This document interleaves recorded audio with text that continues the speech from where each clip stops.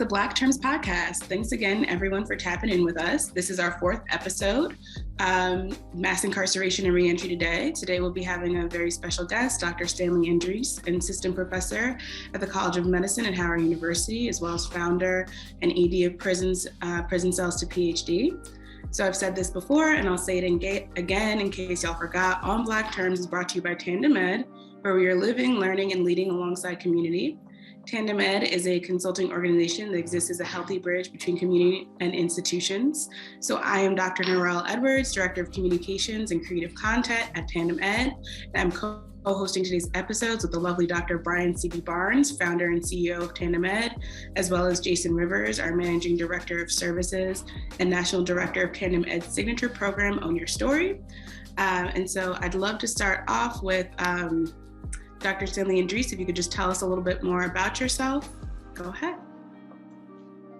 Thank you. And it is with great appreciation, honor, and privilege that I sit here amongst you all. It's just so incredible as you just list off the names and titles of just the folks on the call here. I am just, being a professor at a historically Black college and university such as Howard University.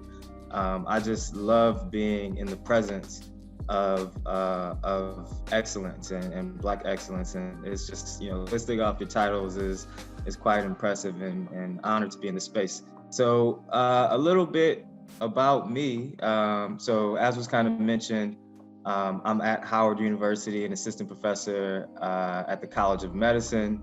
My path to academia was quite different than my other colleagues, along with some of the titles and that you just mentioned. I'm really here speaking to you as a formerly incarcerated person with multiple felony convictions who was sentenced to 10 years in prison as a prior and persistent career criminal in my early 20s. I had a prosecutor telling me that I had no hope for changing the decisions that I had been making up until that time. Fast forward some time through prison, which I'll surely talk a little bit about. I am now Dr. Stanley Andrisse, an endocrinologist, a scientist, a professor at Howard University College of Medicine. Formerly, I was at Johns Hopkins University Medical School for some time. And additionally, I'm just coming back from a summer sabbatical where I added to some titles and accolades as I was a visiting professor at the Imperial College of London, which is kind of one of the Ivy League caliber schools over in UK. So I would say that the prosecutor's prophecy of me being this dangerous threat, this person that was gonna be forever locked in this cycle of incarceration, was not quite accurate, compared to what my story actually played out to be. Wow, that is, your story is really impressive. And I mean, kudos to you and all that you've achieved, and even that you continue to achieve, especially the work that you're doing for formerly incarcerated folks and sort of creating that pipeline with your nonprofit. And so one of the very first questions I wanted to ask you, we've crossed paths a little bit in the DMV area criminal justice reform spaces. I've gone to a couple of Unlock Higher Ed Coalition meetings, and I really kind of wanted to know your opinion on the direction our country is taking with mass incarceration. It seems like there's a momentum towards positive change, right? We've had the Pell Grant ban lifted so that incarcerated students can now access Pell Grants. The pandemic has especially exposed how egregious conditions are for prisoners, such that some were granted early release through the First Step Act. Republicans are even starting to talk more about getting on board with prison reform, right? And so I'm kind of curious around your synopsis of where the US is with mass incarceration, and the way the public dialogue around incarceration has perhaps changed, especially for you from the time you were incarcerated. Yeah, that's a great question. I would say that the landscape has certainly changed, significantly from the time that, I was incarcerated and, going through, the height of my going through my involvement with the legal system, which was very much in line with the height of the war on drugs in terms of it wasn't too long after the 1994 Clinton crime bill, which, as you mentioned, Pell Restoration being a huge accomplishment that unlocked higher ed, and From Prison Cells to PhD, my nonprofit, were a big part of.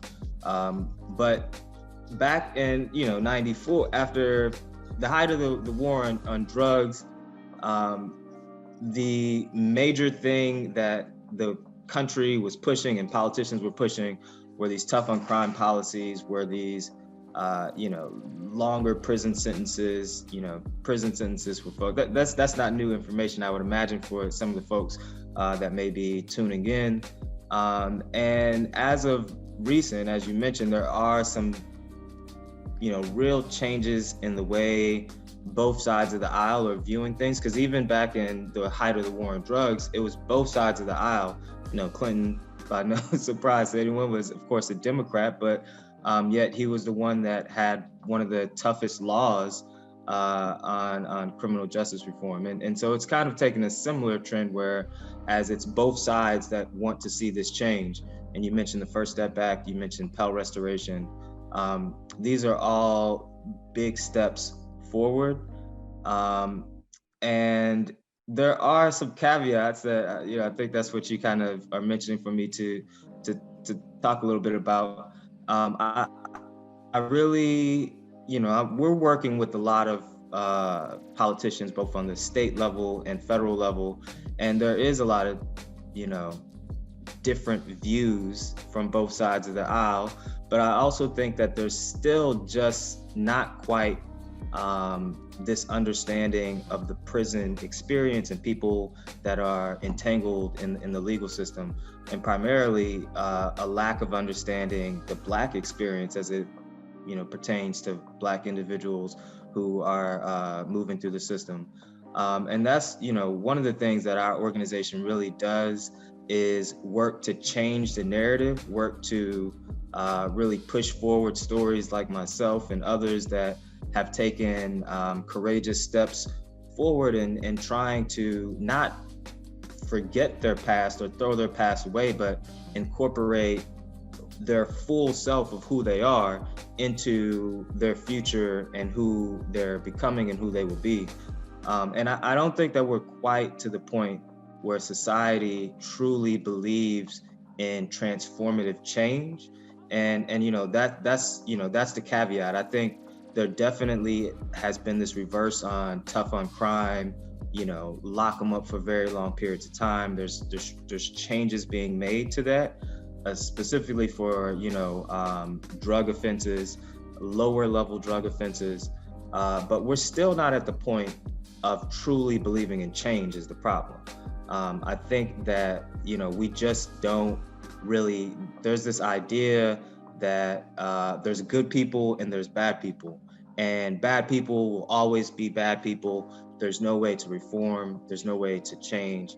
And that is, something that I talk about in my book that I'll, share a little bit about here in a little bit, hopefully.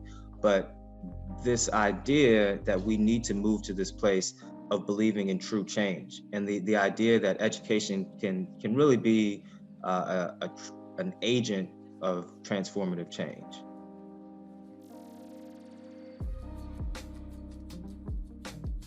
Thank you. I wonder if Brian or Jason, you want to jump in with any questions related to some of what Stanley Andrisse talked about? I have a question. I want to see the book. Let's go and get the book out. Oh yeah. So I could of course share my screen and pull up like Amazon or something like this, but this is the physical copy. I just got it in the mail just last week, a couple weeks ago when I got it, but others just got it in the mail last week as it just became available August 17th. So, not even a full week of folks being available. And it's kind of just very humbling. I've been getting a lot of messages on social media and whatnot of folks, posting that they got the books and holding the books in their hand. And folks, it's not even been a week yet, and I'm getting folks that said that they've read through the whole book already. I'm a little bit of a slower reader, so I don't, but I'm also an audiobook reader for that reason, and you can get it in audiobook as well. But it's really incredible to have the reception that it's getting, and this idea of what I just mentioned. This, the book is titled "From Prison Cells to PhD." It's never too late to do good. It's never too late to do good is a phrase that my father used to tell me. My father unfortunately passed away, and it was very much the interactions that I had with him that really helped push me into the career path that I'm in now. But in regards to the title of the book, it was, my family is Haitian. That's actually, I was just telling the folks on the call here that I was in Paris after I was in London for 2 months. And the reason I have family in Paris is, us being Haitian, there's a strong French influence. So part of my family moved to Paris and France, and then, part of the family, my dad included, moved to the States. But growing up, I would speak, we'd speak Haitian, Creole, and French interchangeably. And my dad used to tell, the phrase that my dad used to tell me was, "Il n'est jamais trop tard pour faire bien," which is, the Haitian Creole translate. It doesn't quite translate. There's a lot of words and languages that don't have exact translations. The meaning that he was kind of referring to was, as I was selling drugs and getting into trouble, and, I had been entangled in the legal system, starting at the age of 14. And, so there's been several conversations that he had been telling me that, it's never too late to reach your full potential. It's never too late to start doing good. And, as I mentioned, I unfortunately was sentenced to 10 years in prison. And during, the earlier parts of that time, my dad, his health kind of severely plummeted. And through the number of hospitalizations and surgeries and amputations, he ended up losing his battle with type 2 diabetes before I had the opportunity to reconnect with him, and also to let him know that I began to understand this concept that he was trying to tell to me, where, interestingly, I often get asked by folks like, what would you tell the younger you, or, what can we do to help people that grow up in situations like you did? I grew up in Ferguson, Missouri. And, what I tell folks is that there's no silver bullet is what folks are looking for. And the true closest thing to a silver bullet is that we need to have patience. And, I could have told my younger self to be patient. How helpful that would have been, I don't really know. But more so, I think it's telling the authorities and adults around that young person to be patient, because studies and science tells us that the brain is not fully developed until a person enters, their mid-20s. And data also shows us that crime severely drops once a person hits their mid-20s. So if we can get people to that point where their brain is literally thinking differently, we can, help them really continue their lives in a fruitful way, instead of being locked in a cage. And my dad's comment to me was this idea that, we're not going to give up on you. It's never too late to do good. It's never too late to reach your full potential. When you are ready to make the change, know that I will be here waiting for you and ready for you, and wanting to hold your hand and be there with you. And unfortunately, he wasn't quite physically there for me, but, certainly he's been there emotionally and spiritually for me. Well, appreciate you sharing the book, man. I know the content is amazing. The cover is even amazing. And so looking forward to diving into it. I have a question. So I'm amazed and just honored to be on this call with you. Your path, what you're doing now, and all that you've accomplished. I'm wondering about this narrative of what constitutes success, and how that plays into this conversation about, when a person is deemed by society as being good or successful, because this person, like yourself or like myself, you go on higher education, higher degrees, doctorates, et cetera, et cetera. But we also know there are other paths, right? And there are paths that also agitate the system that we would say are successful, or maybe they wouldn't like it as much. So I'm just curious about, as you think about, changing the narrative or changing the story, what are the multiple pathways that can look like for what success looks like for our people that may or may not be in line with or stamped or approved by society, or particularly white dominant society? Yeah, that's a great question. And to phrase it in a way that we phrase it within the organization, our mission statement for the organization, Prison to Professionals, is that we seek to help people excel beyond what society and life circumstances has set to be the norm. And what we want to help people do, in this idea of prison to professionals, this idea of going from this place of desolate despair and hopelessness to a place of prosperity, self-value, and self-worth. So, what we see as success is self-value and self-worth. So we want to help people get to this place of feeling like they have purpose, feeling like they have value, and feeling like they have worth. And that looks completely different for every single person. It looks different for everyone on this call, I'm sure. And when you frame it in that way, it's not about getting education. It's not about getting a degree. It's not about getting any type of certificates. It's not even about jobs or working. It's about contributing to the world in the way that you feel that you were put on this planet to do.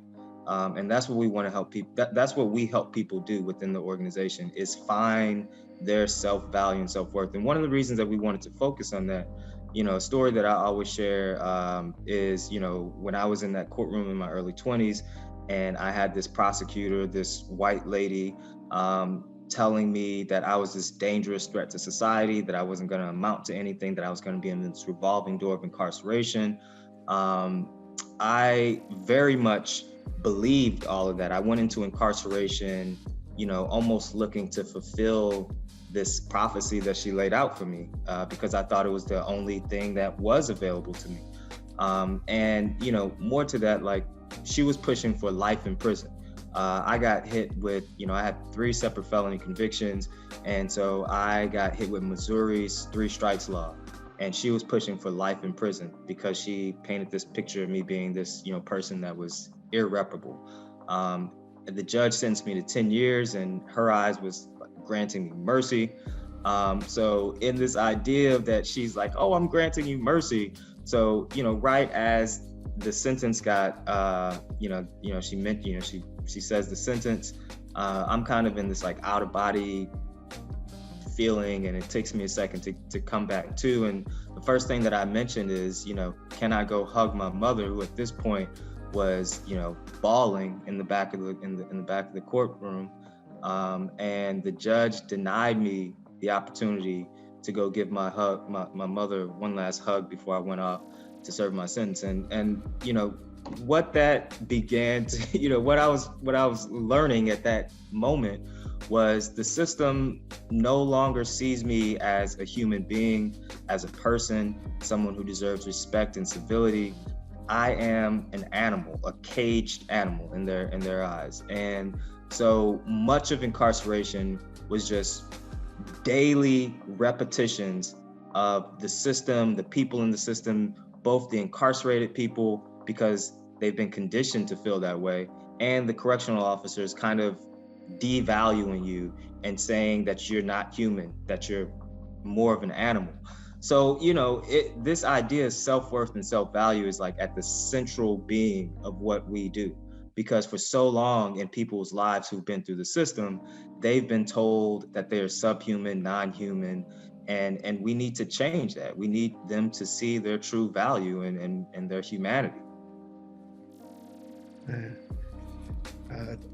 Thank you, man, for sharing. I wanted to say, my condolences, our condolences for, the passing of your father. And then, learning about you a little bit, your pathways, Brian B talked about this pathways concept, the relationship that you've had with learning, education through the traditional track, even as you carried that and persisted through your time incarcerated. And you said something that really stuck with me and something that I was kind of looking up. And I just wondered if you could talk a little bit about that. Like in all the things that you've accomplished, which is phenomenal, this potential always existed within you. And what was nurtured, what was nurtured. And I think I understand that your father passed away when you were incarcerated. And when you think about the track that you're on now, this pathway, not only as a professor, as an author, studying science the way that you have as a doctor and scientist, can you talk a little bit about that moment why you decided to go the route that you went, and that aha moment, that light bulb moment for you after learning about the passing of your father and those that you took? I remember reading something about you reading your first scientific article while incarcerated. So if you could just talk a little bit about that, and then I have a follow-up question too. And I think that it's worthy to take it back to my childhood just a little bit. So, I mentioned that I'm from the Ferguson, Missouri area, and I started selling drugs before I was even a teenager, got involved with the system, as I mentioned, arrested for the first time at 14 years old. And I was criminalized even before that time of being arrested for that first time at 14. Throughout junior high and, even in elementary school, I was just constantly in detention, suspension. In high school, I almost got expelled because I had so many out of school and in school suspensions and detention. And so my teachers had been criminalizing me even before I got into the system. And so I had this idea that I was a criminal for, some time. That's what society, culture, so many things were telling me that that stamp that the prosecutor actually put that I was this career criminal, it only had been making sense for some time now. So going into prison, I say all that to say because going into prison, it was already years of feeling as if this was all that there was for me, really. And I had to work to peel all that back, which is why I said that our organization, that's one of the central things, because we know that we need to peel that back to get them back to their humanity. But for me, that aha moment was, the combination of almost immediately when I went away, my father's health began to plummet, and he had been patiently trying to pull me back for some time. And I had just been, my brain wasn't fully developed yet, right? I was unable to fully understand that. And so I held a large amount of guilt that, my father, who he had diabetes before I went away, but it just went on this crazy, very detrimental path right when I went away. And I felt that was my fault. I felt that it was because of me and the grief of me being, I'm the last of 5, that, the pain that I was bringing to him and the family accelerated, his condition. So dealing with death and sickness is challenging on the outside, but when you're locked in a cage, it's just this exponential feeling of grief. And, I can't cry because in prison, that's a form of weakness and you could be targeted for that. So I couldn't really show these emotions. So the way that I dealt with this challenging emotional feeling was I channeled it all into wanting to learn more about diabetes. And so, that's of course what I do now as an endocrinologist scientist. But how do you learn about diabetes and science when you're locked in a cage in prison? that's where this mentor who stepped into my life really was this other instrumental point in this aha moment where, he wasn't a diabetes specialist, but he literally started learning a little bit about it just so he could help me, teach me about it. And he started sending me, scientific articles on diabetes. And as you mentioned, I read my first scientific article, locked in a cage and, under moonlight. There was, we couldn't even, we had limits on turning on our lights in the cell. So I'm literally, tucked behind. I have to wait for nights that have moonlight to, go underneath my window and read these articles. And I mean, I would literally, one 12 page article could last me months because I'd want to know every single word, and it would take me sometimes weeks to figure out what a certain word meant. So it was a way for me to really get out of prison despite my physical body being locked in prison. And that was the kind of, those two events were kind of the things that led me to say, I want to do something different when I get out. Man, that's so profound on a lot of different levels. And I think about, to your point about early experiences in the education system and our why, because there's a narrative of who and what Black children are as they progress through traditional learning tracks. And there's, a narrative around the collective inferiority to white students. That's a campaign that's pushed across the country that we know that is not true, but it's constantly put down the throats of Black children. And I think about your why in that moment, trying to put myself in your shoes, and that connection relationship to your father, and all the different neurons that are sparked like in your brain as you're reading, while you're reading, and your commitment to what you're reading about. There's such a strong anchor there. And you talked about this idea that, in that moment, your body may have been incarcerated, but your mind is having this whole other experience. So your body's in a physical cell, but your mind is navigating the cells of your body. And I just thought that was such a profound statement, man. And if you could just break that down a little bit, because I think about the juxtaposition to a society where we may be able to navigate a little freer, but there's a lot of ways that our minds are imprisoned to this narrative that people want us to digest in our communities. Yeah. Could you talk a little bit about that? Yeah, I mean, it was literally as, the juxtaposition of the wording is interesting in terms of being my body being locked in this prison cell, but my mind, I was around and remember, the Magic School Bus or whatnot. I don't know if y'all remember, but the Magic School Bus, I think there was an episode they went in the stomach and where the bus was, that's literally how I felt. I felt like I was in the human cell, just traveling around and learning about what they call organelles, which are just compartments inside the cell, and there's machinery and their factories. The human cell is just super fascinating. And I was like, wow, this is where the factory is. And this is I'm literally going around the town of the human cell and learning about the different buildings and organizations within the human cell. And that was my way of getting out of prison, because the human cell is almost like the solar system. It's infinitely, once you learn about something else, you could dive deeper and learn about that. Then once you learn about, oh, this is the building where, Tandem Ed is located. You go inside, then I could learn about each worker inside Tandem Ed.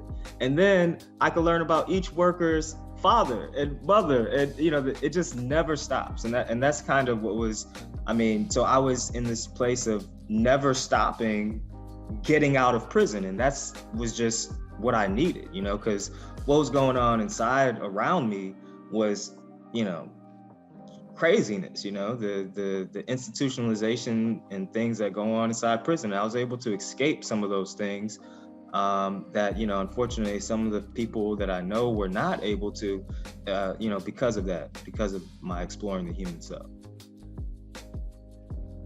Thank you for talking so much about just that juxtaposition of being incarcerated versus the freedom that education brought you. And I feel like that's really a great place to ask you to talk more about the Unlock Higher Ed Coalition, and really about the importance of the Pell Ban, if you want to, and some of the other stuff your coalition might be working on next. Yeah, that's, so what I experienced is what Unlock Higher Ed hopes to have hundreds and hundreds of thousands of people experience. And, this idea of unlocking higher education. Again, to the same idea that it's not saying that education is, it's not saying that a degree is success.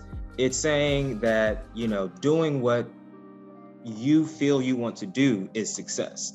And, education doesn't necessarily mean getting a piece of paper. It means being able to educate yourself and put knowledge into your brain. And, that's the idea. My story, other stories similar to mine, have shown that being able to give people knowledge and ways to not be involved in the institutionalization and things that go on in prison is a successful way to help that person come out and be a productive member of society. And so it's not like the way that we argue it to the other side of the aisle is that, we're actually not focused on helping the individual. We will help the individual, but what we're focused on helping is the community, because the community at large will benefit from having this individual come out and have some tools in his or her tool belt that, they can, become productive members of society and see value in, so they put value into others. With Unlock Higher Ed, our mission is to unlock education. And there's a lot of ways that education is locked up, and Pell Grants being one of them. So, giving people the opportunity to support them getting some type of certificate or college degree while still inside prison is something that had been taken away for 25 years and is now back. But, saying it's back is kind of ambiguous. Like, how is it back? How are we going to do this? How do we do it successfully? Those are some of the things that Unlock Higher Ed is focused on. And, what we know needs to be done is that it needs to be done in an equitable sense. It needs to have this equity lens to it. And, a lot of higher education is, kind of a buzzword now in terms of, doing that. But how do you do that?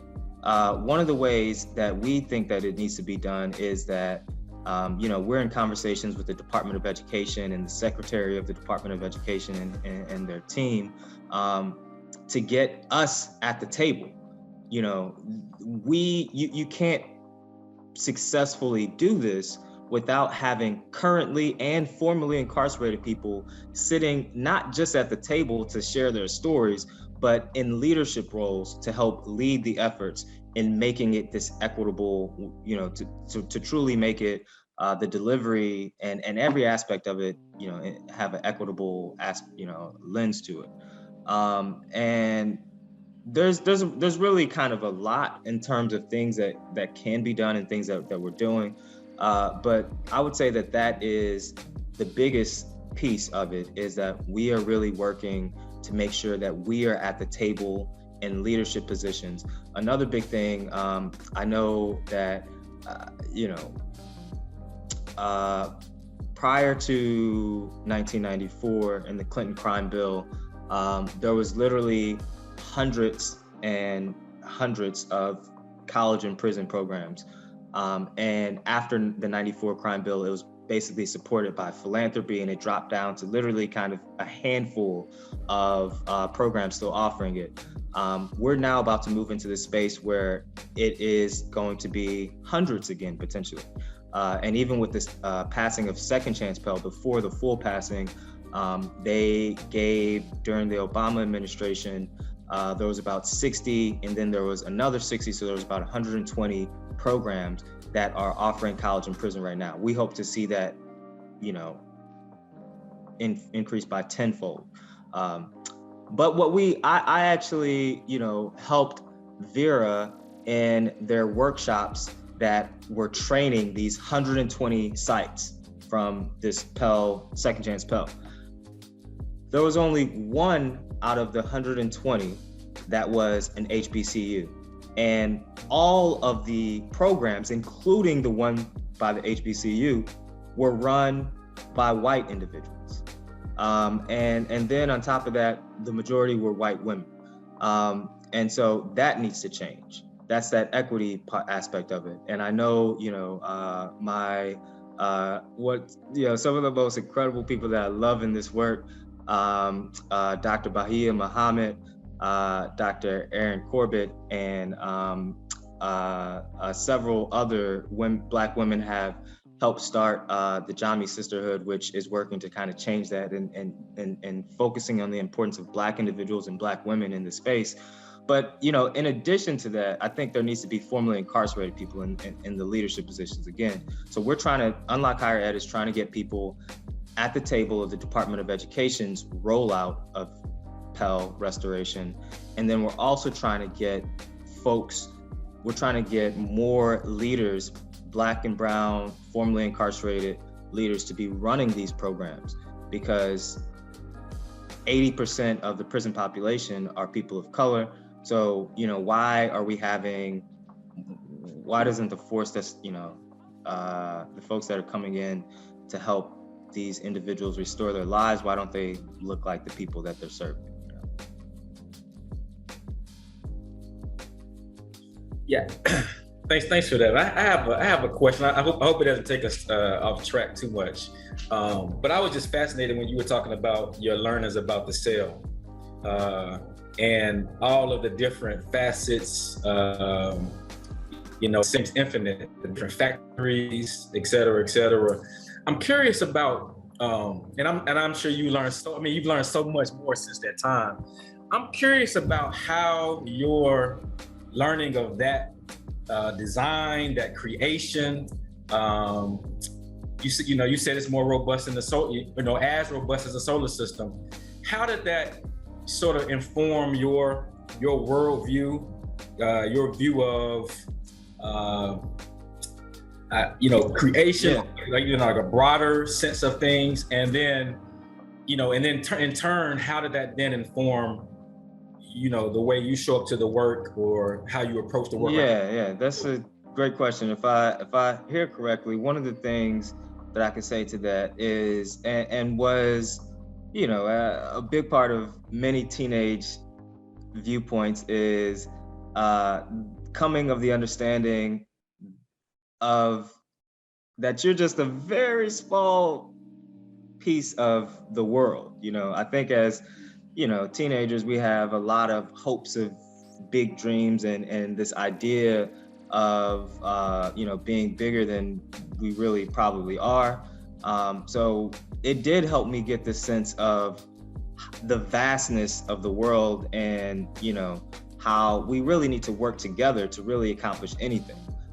So I think I've taken that in my nonprofit and knowing that that's part of why we're a collective of Unlock Higher Ed, is that the great work that we do can be amplified by connecting with others to really make our impact larger. So it's helped in that particular sense. And then additionally, just the view of the world in terms of us being part of this larger collective, and connected globally even is an understanding that that helped me, that I helped come to in the idea of understanding the cell. I'm glad B jumped on that, Matt, because to everything that you just said and the element of curiosity. So like, as you talked about being on that magic school bus and like roaming through the cells and understanding the story, like your ability to be curious, to question, to make connection, to association, to tell a story. And a lot of our work is built around storytelling. And so I think about, earlier you talked about pathways, you talked about messages to your younger self, and big respect to you for all the work that you're doing to interrupt the challenges, barriers, those intentional landmines that stand in the way of our incarcerated and formerly incarcerated brothers and sisters, because we know how many of our people sit in that space. My wondering and question for not only that space, but in community, because the other premise that we start from is a place of the assets of who we are as a people, right? Our story doesn't start with the deficits and the negative. So my wondering to you, that relationship and back to the brilliance that you possess all the way through, and the narrative that was being pushed on you about, criminalizing you and dehumanizing you. What conversations are important to be had in our homes, in our communities, that build from that brilliance that we are, and not the deficit that society wants us to interpret and then become who we become? Like, what conversation needs to sit there, or does sit there? Great question. And I think, it ties into, I think, also as, Black community leaders, Black parents, we are the people also who I was speaking to when I have this idea of patience. And that's, what I respect and love my father so much for, was that, he really never threw me away, in this idea of, he was constantly in this idea of patience. I have faith in you to come to realize your true potential. We need to come at it from that perspective, I think, because we've been conditioned to say, when you interact with the police, you got to interact this way because you may end up a body laying on the street, which is a true reality, right? But we've become conditioned to say, you can't mess up, because as Black people, we can't mess up. Instead of coming at it from, you're a teenager, you're young, we were literally why weren't we created to think a little bit better as teenagers? Like, we just weren't created that way, and white people have the privilege of being able to make mistakes and then still become CEOs. But Black people, we don't have that privilege. So, we need to, and so much so, like, in Black families, oftentimes, and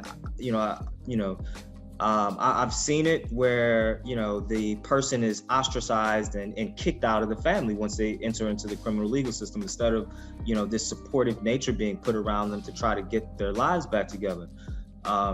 So we need to have a patience, and then we just need to say that your time, your potential is still there. It's actually always been there. You're using it differently now as a teenager, but those same skills that you have will still be valuable when you're an adult in your professional career. So I think we just need to be patient with our youth and let them know that their same talent and skills are valued and useful and worthy. And just get that message of love, value, and worth across to them. And eventually, with time, I think that's just, that's an answer that I have not been able to figure out, of why we were created to think the way we do as teenagers and young adults, and then all of a sudden we think different. But that is just the way our brains work. So, we need to stop denying that that's the way our brains work, and really just nurture the person and show love and patience with them. I really appreciate kind of the thoughts you have around patience and love and appreciation. And I think I listened to the podcast you did at the Imperial College a couple of weeks ago. And I was really struck by the fact that you said that, and you've mentioned this prosecutor a few times, that you continue to invite them and the judge to major events in your life, which I think is really a show of patience for sure, and ability. It seems to me almost like you think that they still have the chance to change, right? Or something like, right, that they still have the chance to really to turn around some of their perspectives on, how they interact with you, or how they interact with folks who they've, done wrong in certain ways, or incarcerated, or, put these judgments on. And I'm kind of wondering if you could speak a little to that. And then also even, I've heard a lot about the sort of progressive prosecutor movement, right? And I think some people think, oh, this might really, also help help in the change towards, you know, the criminal legal system, criminal justice system. And others feel like, no, you know, they're part of the system. They're not going to change. This is going to change. Like, or, you know, I don't talk to cops. They're basically cops. And I'm curious, particularly how you see that, especially with having, you know, continue to extend that hand. So great question. And I mean, I truly believe that it's never too late to do good. And I believe that is the case for, you know, I have that belief about everyone. And so in a sense, you know, it was this idea that I was hopeful and in belief and you know, still am. Maybe, you know, the prosecutor and judge will pick up my book. I've sent it. I've actually sent copies to them as you mentioned, I just got physical, as I just mentioned, I just got the physical copy. So I have reached out to them at every major accomplishment in my life, and this being another one, I'm also doing so. And maybe they will pick it up and see things differently. That's a hope of mine. And to the, you know, the progressive prosecutor movement, and this, you know, there's a couple of things about it. I did something with Dr. Muhammad and Howard University where there was a documentary called Philly DA. It was a white male that is very progressive in Philly and making some big changes. And I mean, we need to shout out to him, right? But one of the things that I raised in that conversation is that out of the, like, I think 3,000 plus district attorneys, is that there's only less than like 1% that are Black individuals. You know, if we talk about being progressive, why is there still only 1% of Black folks? Why is there still only such low percent of women? Why is there still so much low percent of Black women? So we ain't progressive enough. So, you know, how do we make those changes? And, you know, furthermore, again, the same thing that I usually push is not only getting Black and brown people and Black and brown women into these positions, but people who've been through the system. Why are we not working towards that movement? Why aren't we progressive enough to be there? So it's really good what this guy in Philly is doing. But, you know, if you have that power, why not give it to somebody that looks like the people that they're serving? You have that power as that white individual to say, you know what, I'm actually going to appoint, because these individuals have the power to appoint the judges and prosecutors. And so it's a lot of power we give into these elected positions of district attorneys. There's, you know, in my situation, it was very much, you know, the system needs to think differently on this. For instance, in my situation, it was this white lady that was pushing to send me away for life. She doesn't, I don't believe, again, because my belief in hope in individuals, I don't believe that she truly felt that I was this dangerous threat to society. But in order to push her career forward, she had to make that story. She had to, and I was a Black kid from North St. Louis, and I got caught up in this place called St. Charles. That's a primarily white area at the time. And they were trying to stop the Black individuals that are moving from North St. Louis to this particular area. So hanging Black kids like me was the way to show their constituents, like, I'm tough on crime. I'm not gonna let these Black folks move into our neighborhoods and sell drugs. And so by sentencing me to life and sentencing people that look like me to those types of lengths of sentences, she can say to her constituents, I've been tough on crime. I've sentenced 500 years of incarceration to these Black folks. You should vote for me. And that's crazy that was her tactics to move forward in her career, but that's the way the system is set up. So she was, you know, potentially just doing what she could just to move forward in her career. Not that she really disliked this Black kid from North St. Louis. Wow. I mean, I feel like that speaks to a couple of different levels of the ways that we see, you know, white folks in a bunch of different places besides just the criminal legal system, using Black bodies, Black suffering, Black experiences, right, to build their careers. And I think even, you know, being academia, I think a lot about this a lot lately, about the ways that, you know, academia is extractive or uses sort of like, you know, Black stories or trauma to sort of build their academic careers, to publish or to write about, right? And they're very removed from those experiences, right? But at the end of the day, they're just trying to, you know, get tenure or make their name.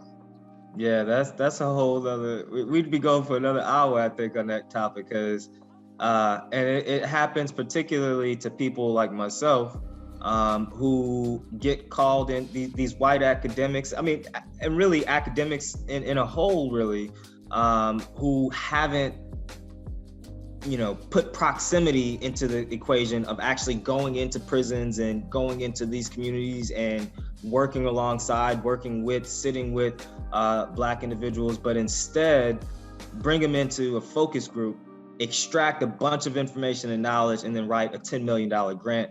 And that individual doesn't even know that their knowledge and ideas were worth $10 million and weren't even told that it was being used to get $10 million. It was like, come into and tell me a little bit about your life. Like, oh man, that's incredible. Like, I can't believe all this information extracted and nothing given to those individuals to really push forward. And, that needs to change. Like, we need to put the power in the hands of those people in the community who are closest to the problem.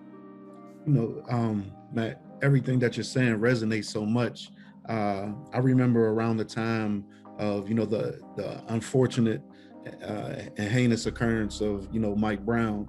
I remember reading an article, I think his name's Richard Rothstein, called The Making of Ferguson.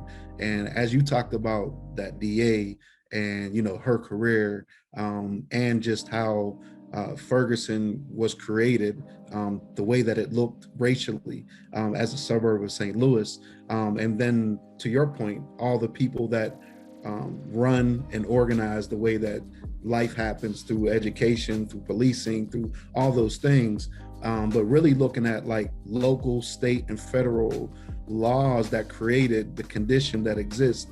And that's not something, unfortunately, that's unique only to Ferguson. That's really the nature of how our society is structured. So your push and your advocacy is so important, because all those things that we're talking about today, rob Black boys and girls of that innocence, that curiosity, the needing to grow up much earlier than you should, back to the teenage self. So, man, just phenomenal work that you're doing. And we look forward to building with you more in the future. But that conversation resonates so much around us controlling the narrative of who and what we truly are, and what sabotage is happening in our spaces. So just respect to you, man. Appreciate that. I know we're getting close to closing out, so I just wanted to, throw one more shout out to getting the book From Prison Cells to PhD. It's Never Too Late to Do Good. You can find it on all platforms and bookstores, Amazon, Audible. It's me. I'm, as the author, I read the audio version of it. You can catch me on all social platforms at prof_Andrisse, so at Professor Andrisse on Instagram, Twitter, Facebook, LinkedIn. Would love to continue this conversation with you, and much appreciation to inviting me to be on today. Thank you. We are so grateful to have you, and we will be definitely tagging all of your social media when we start pushing out this episode. And so I'll just close us out. Thank you for tuning in. Tap in with Tandem Ed Network at tandemed.com on IG and Twitter. Also follow #Black Terms and #OwnYourStory. And until next time, live, learn, and lead on Black terms.